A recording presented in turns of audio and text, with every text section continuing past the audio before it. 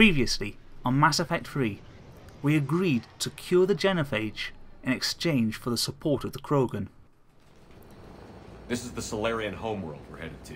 They aren't used to seeing Krogan here, so let's keep it simple. Today, I'd like to explain why Mordin is better off dead. I never like talking to Solarians. Not unless they're begging for their life. Keep a lid on it, Reeve. I can't have old grievances screwing this up. Grievances can be a useful tool. When I proclaim the genophage cured, the rest of the Krogan will have no choice but to accept my authority.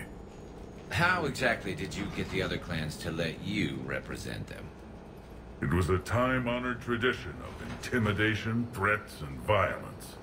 Krogan don't waste energy voicing opinions. We just crush everyone else who has one. This is pretty much my approach to threat discussion in this playthrough. Set her down.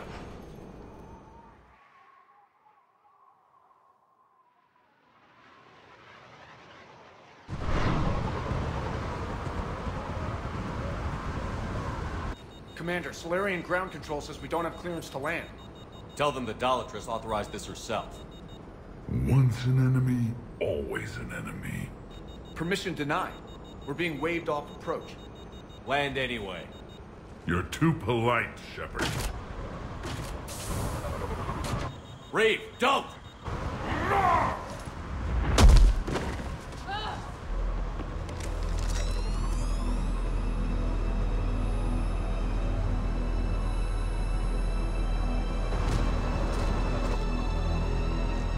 Halt! Stand down! Hold your fire! Commander Shepard, restrain your colleague. We only found out about this transfer a few moments ago. I'd like to avoid a diplomatic incident. As would we. But you have something valuable to read. And I'm here to take it back. This matter can be resolved, but I must insist he remain under guard. I can handle this, Reeve. So can my shotgun. I'm Padok Wicks, and I appreciate your understanding, Commander. With war on everyone's minds, our people are on edge.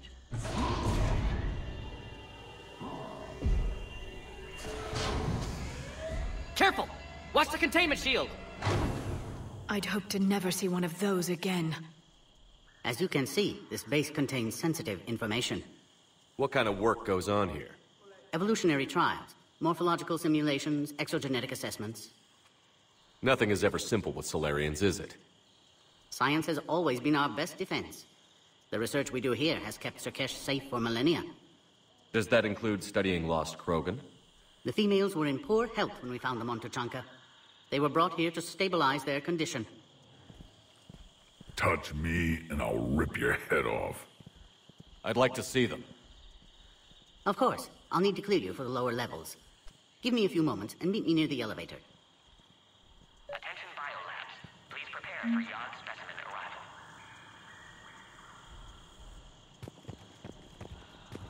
So, this is Sur'Kesh.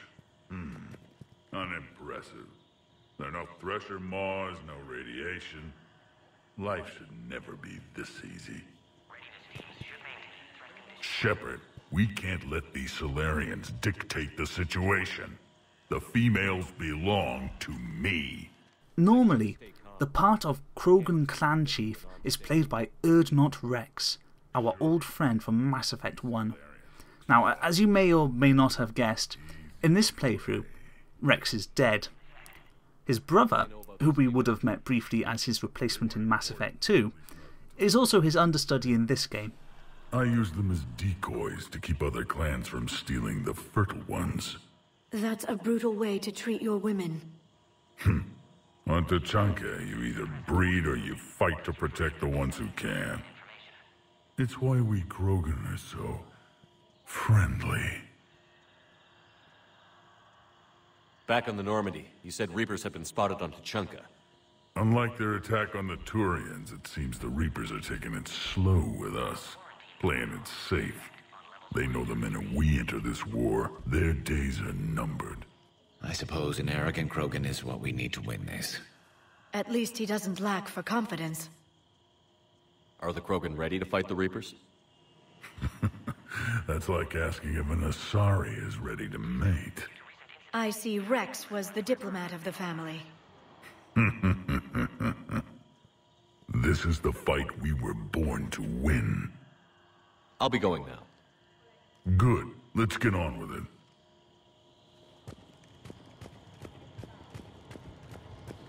Attention biolabs.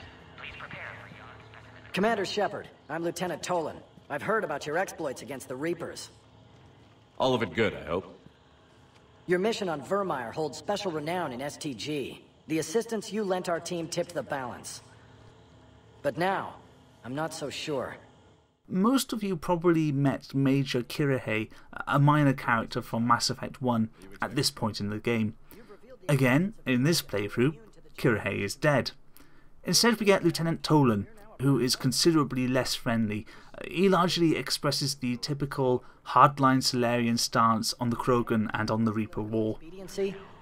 Did you really think the Krogan wouldn't find out? If there wasn't a traitor within our ranks, they wouldn't have. Somebody leaked the intel. It sounds like you don't agree with what I'm doing here. You're upsetting a balance of power that stood for 1,000 years. And if you succeed, we're ill-prepared to face a resurgent Krogan. The Solarians uplifted the Krogan. You wanted them violent. And then we neutered them when we realized our mistake. The same mistake you're making all over again. I'm sure Reeve will be reasonable. Even you aren't convinced. What do you think about the experiments on the Krogan females? I was part of the team that found them on Tachanka. I wanted them eliminated, but our scientists insisted we bring them back for study. I don't need science to tell me fertile Krogan will be dangerous. I hope we don't pay for misguided mercy. I'm surprised you even know that word. The Krogan don't. When have they ever shown mercy? Are the Solarians ready to fight the Reapers? Best way to win a fight is to avoid it altogether. But now, this business with the Krogan. You may have drawn us into it. It's going to happen sooner or later. We'll see. Good day, Lieutenant. I hope you can keep it that way, Commander. Another incursion? Air defenses report unidentified craft skirting our inbound approach vectors. It's like someone's testing our defenses. Appears that way, sir. I don't like it. Not with everything else going on. You have clearance now to see the females, Commander. I hope we can resolve this matter without reenacting the Krogan rebellions.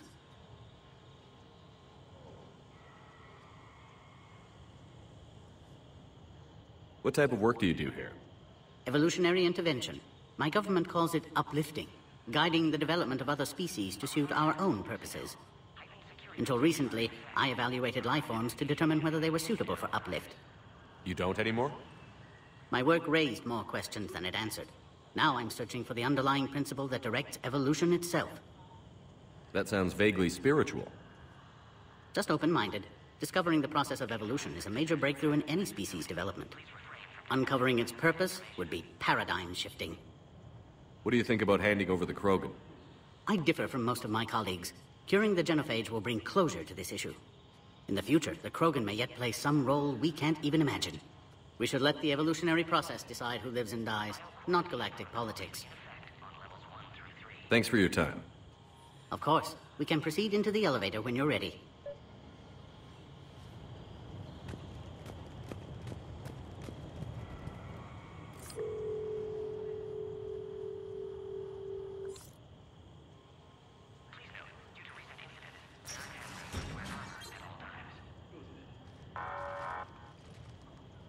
Alert. Threat condition 2 has been declared. Scramble readiness teams.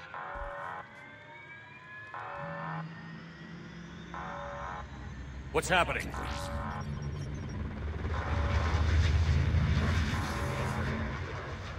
Sensors have picked up activity on the perimeter. We should get moving, Commander.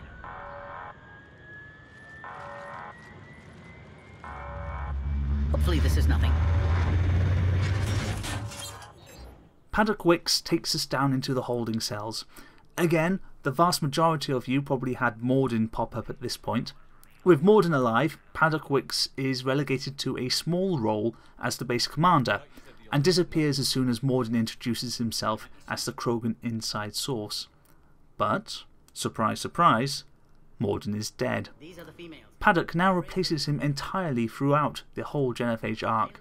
Everything Mordin usually does, Padok will now do instead. To save them.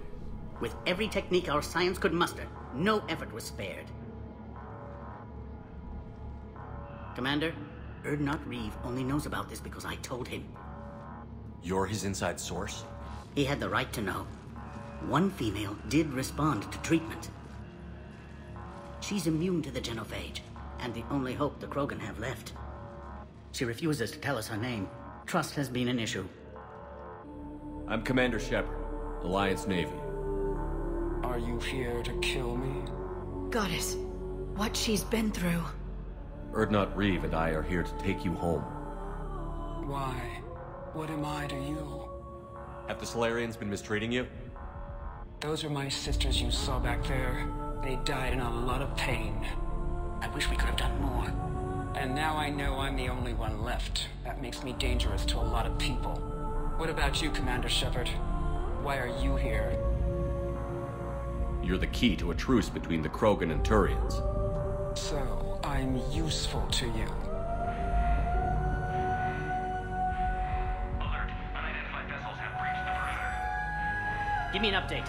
Outbound communications have been severed. We're cut off. In the previous video, I described the difference between organic and synthetic life as one of the core themes of the game. ED, the Geth, the Reapers, Project Overlord, the various killer AIs we've defeated across the series. I want to expand on this a little. In fact, I'm now going to advance a line of argument that will take the organics versus synthetics concept completely apart. On another level though, it's going to expand it to encompass almost everything in the game. So I mentioned Eclipse Phase in the last update. I didn't do that just for no reason. Like I said, Eclipse Phase is a science fiction RPG set several hundred years in the future. The science in it is pretty damn good, fairly accurate. In the game, thanks to technology, changing your body is merely a matter of a little time and a little money. After all, a mind is just data, isn't it? Memories and instincts, likes and dislikes. If you can copy all that information, put it into something as equally complex as the brain, then you're not limited to your original birth body. And in the game, you can choose to Steve into a synthetic body, a killer war droid for example, or into a more human-like organic body. The organic morphs in Eclipse Phase are often genetically engineered for a particular purpose, to be especially strong or intelligent, or able to survive extreme temperatures, or especially beautiful, or breathe water, or whatever. These organic bodies can be customized to fulfill any number of requirements. So they're as artificial as the synthetic bodies are. Makes sense, doesn't it? I mean, a human body, your body, it's basically a machine, isn't it? The specific mechanics differ, but the principles are the same. Fuel in, energy out, contract this, move that. We're not that different from a sufficiently advanced robot, except our materials are carbon and water, not copper and steel. However you look at it, life is life. Think back to E.T. quoting Frankenstein. The monster of that book was artificial, but he was made from flesh and bone, just the same as you and me. The grand conflict of the game, the struggle between organics and synthetics, is apparently meaningless. After all, if the difference between organics and synthetics is just materials, what's the point of all this fighting? The Solarians uplifted the Krogan to fight a war that they could not. Only the Krogan, strong, tough, numerous, immune to fire and poison and everything else, could bring the battle to the invading alien Rachni on equal terms. This base on Sur'Kesh is where the Solarians concentrate their uplift efforts. We're on our way. Species 732, beyond, has been authorized for covert uplift. They are ideal candidates for expanding Solarian influence with full deniability. The risk is minimal. Obviously, they've never had to fight a Yogg face to face. Their interest in the Krogan has waned, but as you can see, the Yogg and Varen still remain here for study. Eclipse Phase, there it is again, also deals with uplifts. Again, in the lore, genetic engineering has advanced to the point that chimpanzees, orangutans, whales can all be uplifted to sentience. It's artificial life, just the same as ED or the Geth or the corrupted VIs we fought and killed. The only difference is that it's made up of cells and mitochondria, not servos and microchips. And yet they still fight. The Krogan hate the Salarians, and the Salarians fear the Krogan. The difference isn't between organic and synthetic life, between those with blood and those with oil. Rather, the difference is between natural and artificial, or more accurately, between creators and created. This, of course, encompasses almost every relationship where one entity is the cause of or responsible for the existence of another. Something, some issue, causes conflict to pop up between these entities every time. The Salarians wanted the Krogan to be good little soldiers, to do their duty and die quietly. The Krogan wanted the Salarians to give them the galaxy for past successes and present needs. Later, we'll see another conflict between the Quarians and the Geth, in which the Geth didn't even need to do anything in order to bring down their creator's wrath.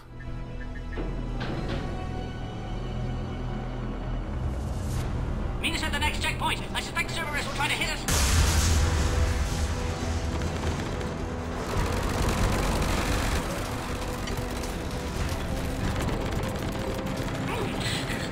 Quickly, to the next checkpoint!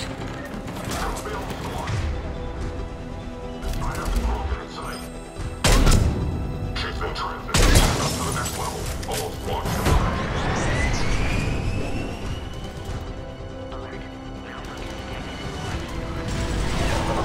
Shepard, get moving. The Solarians are losing ground.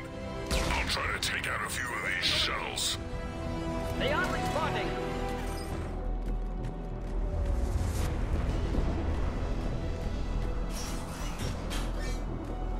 Cerberus isn't fooling around. They're capable of anything. It's just hard to understand.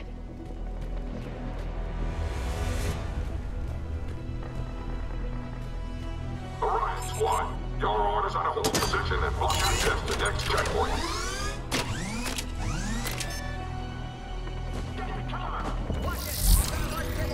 The turret and the engineer are two new Cerberus enemies introduced in this mission. The engineer is fairly harmless by himself, but is capable of deploying turrets in the middle of any battlefield. Turrets are extremely deadly and immune to staggering attacks, making them a hard counter to vanguards and very dangerous to everyone else. I think we got them all. To the next checkpoint. Now, despite what you may think, I haven't killed off Mordin because I dislike him. You know, I love Mordin Solus. He was one of my favourite characters in Mass Effect 2. Hell, I have a display figure of Mordin on my desk.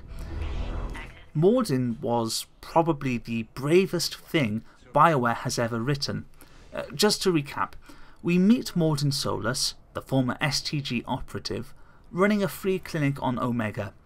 He was previously involved in implementing the genophage, the Council-sanctioned forced sterilization of the Krogan. At the time, this was considered the only recourse, following a series of insurrections led by Krogan warlords in a bid to get themselves more resources, wealth and living room. The Krogan rebellions almost brought the Council to its knees.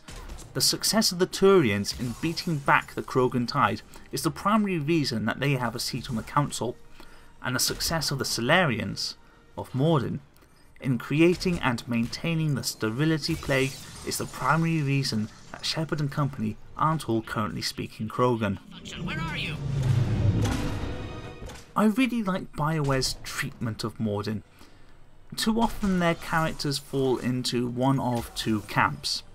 Either basically decent and kind normal people, or selfish, callous and cruel caricatures. Basically, good or evil. Moral or deliberately immoral. We're talking characters like Sten or Morrigan, Canderous, HK-47, Edwin and Corgan, even Rex. Some of those characters are quite reasonable. Sten is an alien with an alien way of doing things. He just doesn't understand our values. Rex had hopes once, but they've been crushed by the weight of experience. Others deliberately choose evil as a way of life. HK-47 and Corgan glory in bloodshed. Edwin lusts for power. And don't get me wrong, there's nothing wrong with any of that. You can say quite a lot of a character that actively chooses to sin. You can still draw quite subtle distinctions. But it does make for monochromatic writing. You're good or you're evil. Mordin defies that style of writing. The genophage is a war crime. It's a biological terror attack against an entire species. A disease that forces innocent civilians to experience miscarriages and stillbirths on an unimaginable scale. Truly horrendous. And our representative for this monstrous act, this murder of countless unborn lives, is this funny, thoughtful, curious, generous, caring Solarian scientist who likes comic operas and counting seashells on the beach. Everyone likes Mordin, everyone likes his song, everyone likes his unique manner of speaking. And he's a war criminal. He's Dr. Mengele. He's Unit 731. Mordin is a challenge in two senses. On an ethical level, he challenges us on the genophage. He defends its use, saying that Solarian intervention had removed the natural pressures Tuchanka normally provided on Krogan population. That without natural Krogan deaths from the planet's predators and environment, Krogan breeding was running unchecked, and the population would soon outstrip available resources. The genophage, then, was a necessary second intervention to restore the ecological balance.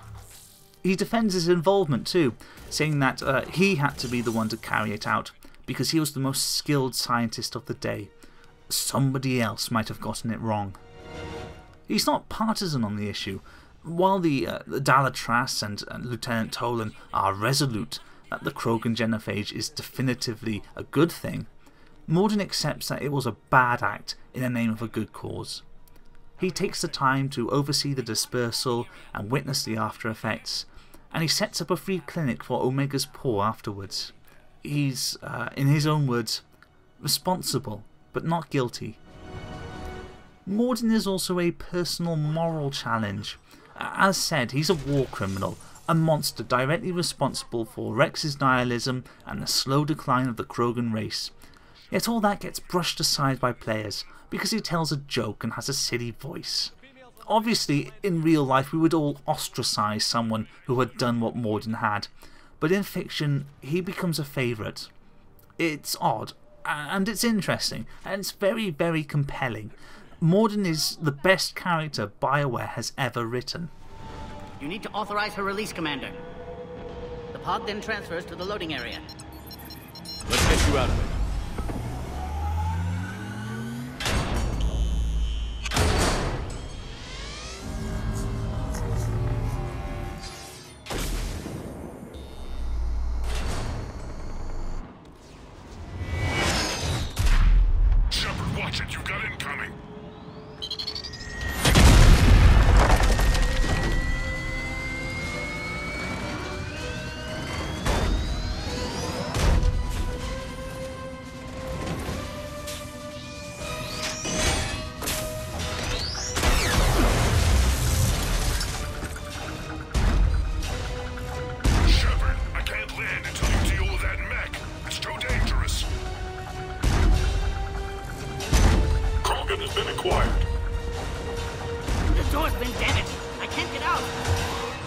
Stay clear. I've got this.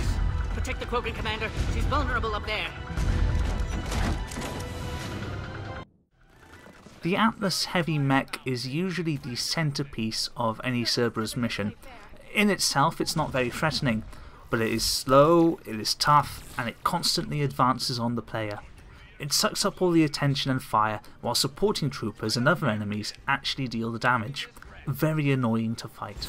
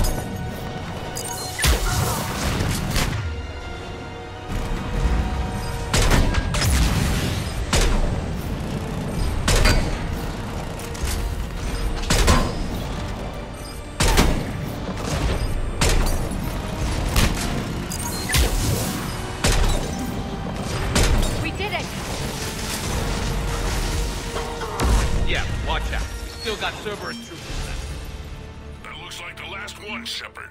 I'm landing now.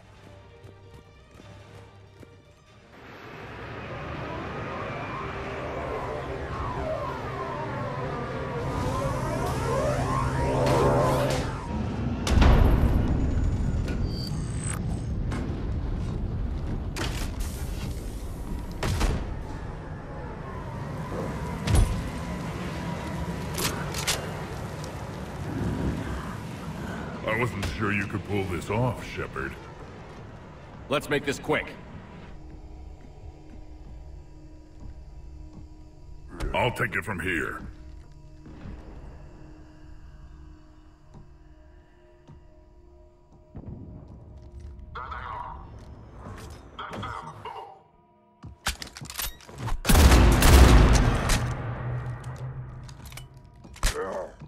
I'm not your property, Reeve.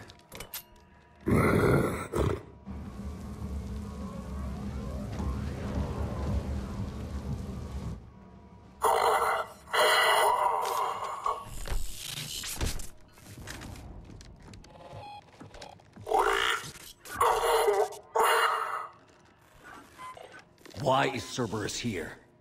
What do you want?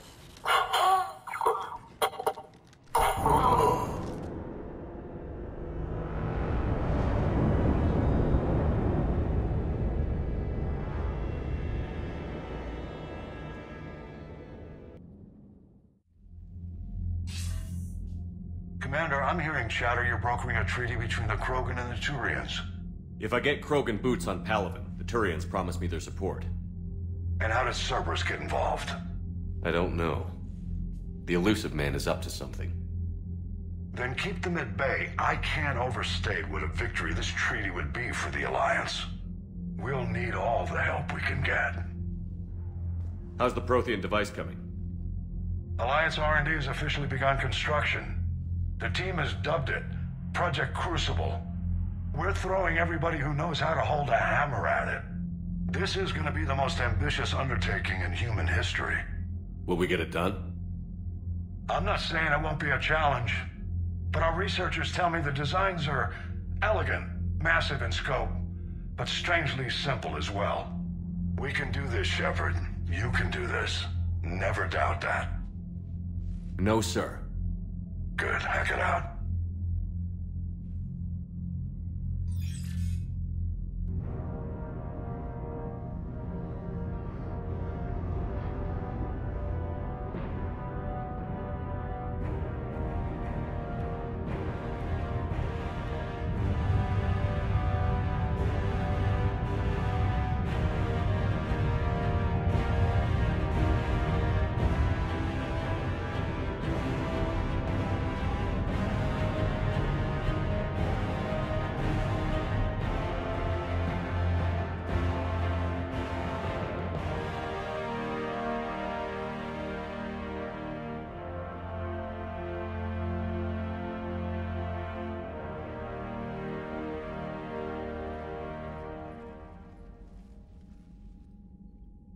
Reeve, the female's safe. We can worry about curing the rest of your people later. You're not backing out, Turian. But Palaven needs your reinforcements now. We can't delay. It's non-negotiable. Every Krogan gets the cure, or Palaven burns. Wix, how long will it take to finish a cure? There's more work to be done. I need time to synthesize a base antigen from the female's tissue. I'll also require a sample of healthy male Krogan tissue. I'll give you one. The cure starts with me. Very well. You'll need to remain confined to the Normandy for the procedure. I would anyway. Nobody's touching my female. A cure that works for every Krogan sounds like a tall order. Can you do it? Reverse a 2,000-year-old sterility plague? I've tackled worse. How will it work? Those are the details I need time to discover. But we won't solve anything standing here arguing politics. Then get started, Wix, and make it fast. Certainly. If you need me, I'll be in your medbay running tests on Eve. Eve? A name from your own mythology. It has the appropriate connotations, and seemed more respectful than female Krogan. She never told us her real name. You should come speak with her, though. Very insightful.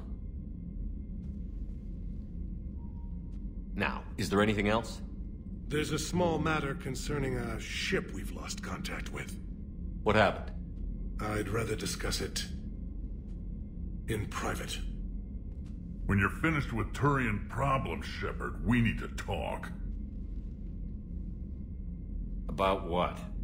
A squad of mine went missing. I can give you the details. In private. I'll find you both in the war room. Just be ready to talk.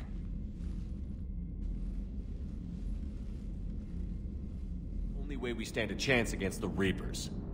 Yeah, but the Krogan? I feel better if we had a tighter plan, like time travel or teaching the Reapers to love. How's the new Solarian working out? What's his name, not Mordin? Fine. His name's Padok Wix. I'm just gonna go with not Mordin. I admire your bravery. You're now the savior of your entire race. The transmutative agent that propels a species to a new stage of evolution. Many will fear that. Ah, Commander, we were just... Step away from her. She doesn't belong to you. Reeve, it's okay. Nothing's okay when Solarians are involved. This one is different. What are you doing? A blood test. Commander, please explain to him my only goal is to ensure her health is stable. He was your inside source, Reeve. You can trust him. I never even trusted my own mother. And now an archenemy is suddenly my people's best friend?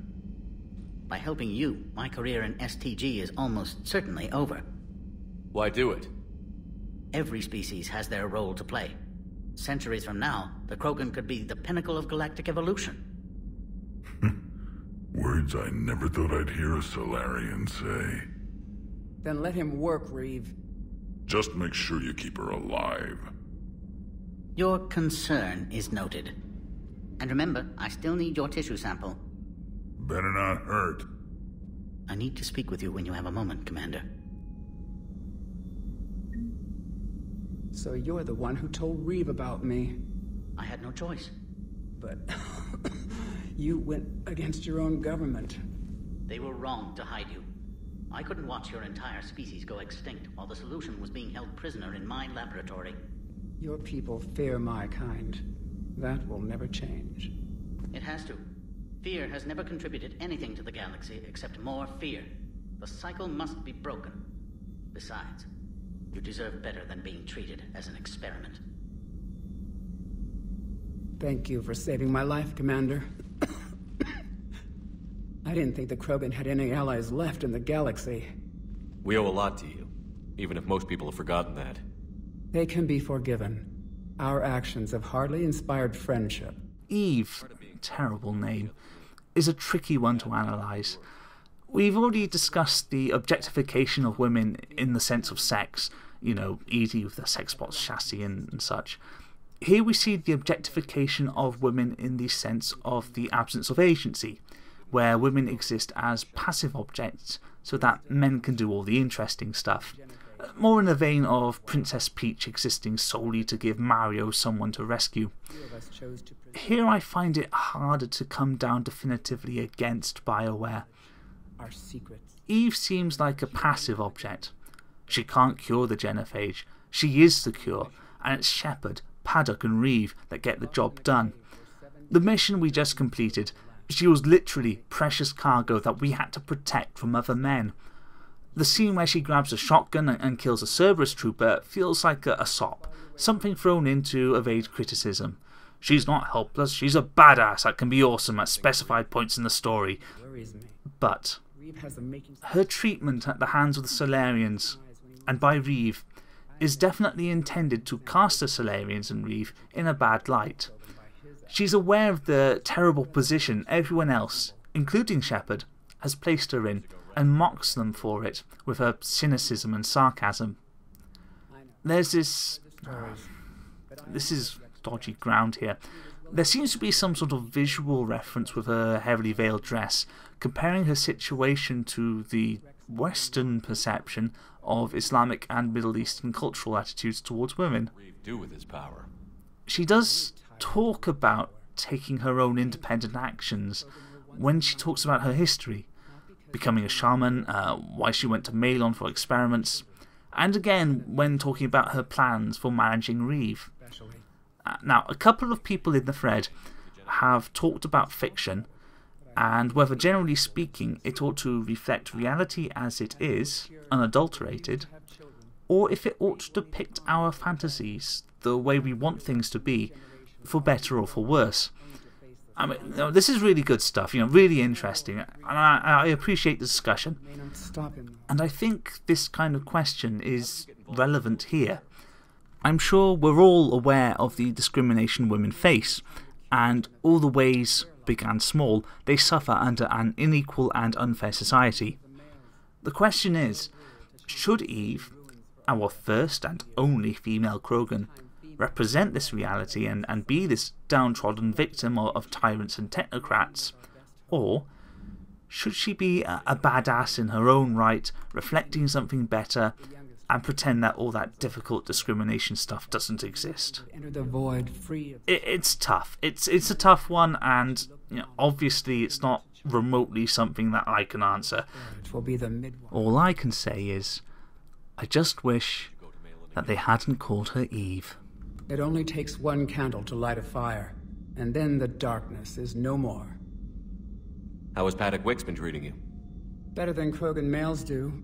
He's not like a typical Solarian. How so? Most are arrogant, always reminding us they uplifted our race. He's a deep thinker. We've had talks about philosophy, religion, evolution. His hopes for a Krogan future have given me hope. Do you trust him? The other Solarians would rather have let me die. Wick stood up to them. He demanded medical treatment for my sisters and me. I doubt he has any friends left on Sur'Kesh. Thanks for talking to me. It's my pleasure, Commander. I've only met a few humans in my time. I'm glad for the opportunity.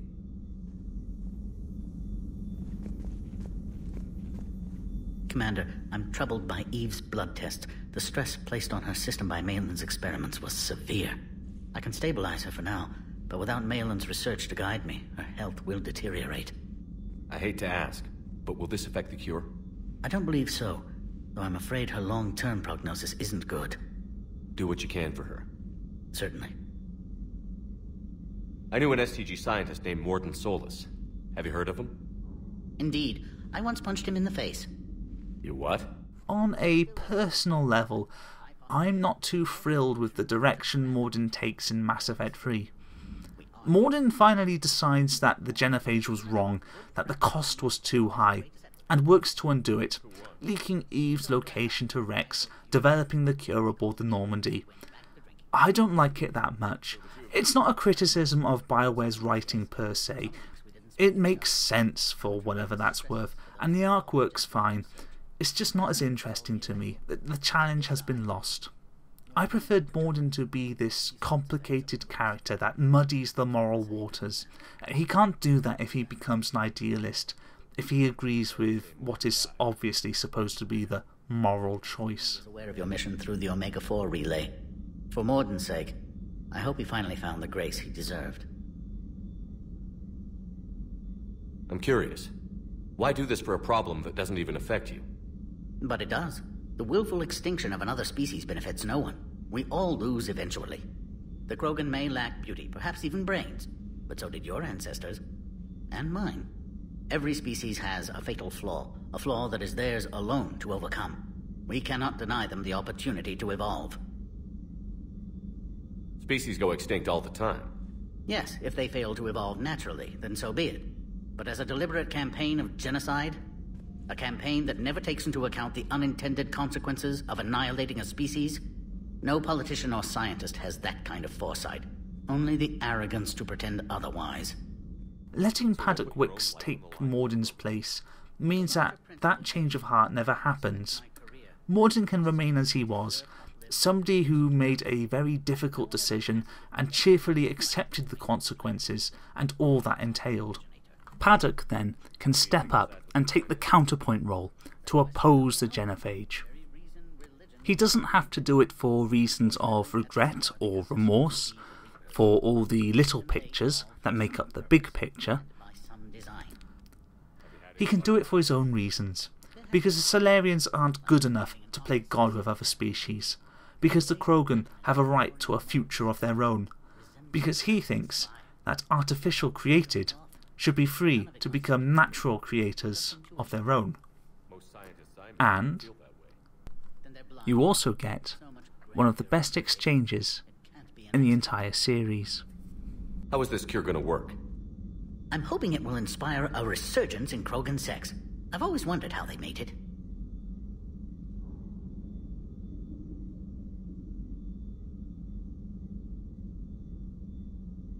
Not what I meant.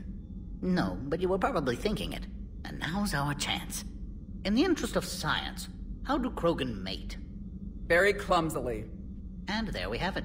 Could be worth writing a paper someday. Now, as to your question. We can extract the DNA that renders immunity from her tissue to produce a viable mutagen. In turn, this mutagen will alter the gland function across the whole Krogan species. Large and presumably irritable infants will soon follow. Anyone ever tell you you're a bit odd? It's the odd ones, the mutations, who move life forward. They expand the possibilities. On that, Mordin, Solace, and I agreed. Mordin could be pretty unusual, too. A side effect of our work. It often decides the fate of millions, even billions of lives. No mind is immune to the pressure. We all fracture in different ways. Mordin's conscience haunted him.